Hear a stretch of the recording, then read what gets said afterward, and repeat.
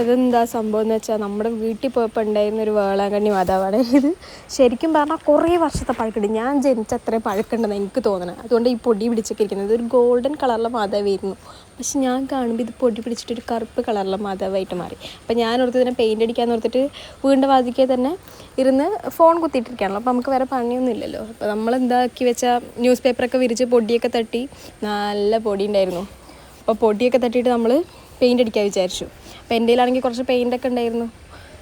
മറ്റേ ഇൻഡിപെൻഡൻസ് ഡേക്ക് ബാക്കി വന്ന ഓറഞ്ചും പച്ചയും മഞ്ഞയും പെയിൻ്റൊക്കെ ഉണ്ടായിരുന്നു. അപ്പോൾ അതിൽ ആ ഓറഞ്ച് പെയിൻ്റ് തന്നെ എടുത്തിട്ട് കുറച്ച് വെള്ളമൊന്നും മിക്സ് ആക്കിയില്ല കേട്ടോ, ഡയറക്റ്റ് അങ്ങ് അടിക്കുകയാണ് ചെയ്തത്.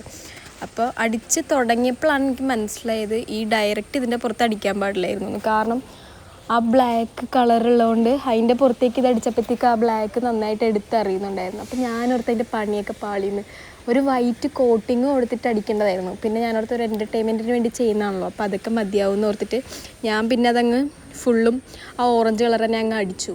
എന്താ വെച്ചാൽ എന്തായാലും തുടങ്ങുകയും ചെയ്തു, ഇനിയിപ്പോൾ നിർത്താനും പറ്റത്തില്ല, ആകെ അങ്ങ് ഒരു മാതിരിയായല്ലോ. അപ്പം അങ്ങനെ ഞാനത് അടിച്ചിട്ട് നോക്കി. അതിൻ്റെ ഇടയ്ക്കാണെങ്കിൽ ആ ഉണ്ണീശോൻ്റെ കയ്യും മാതാവിൻ്റെ കയ്യും ഒക്കെ വെള്ള കളറിലുണ്ടായിരുന്നു. അത് ഫുള്ളങ്ങ് കളറായി, ഓറഞ്ച് കളറായിപ്പോയി.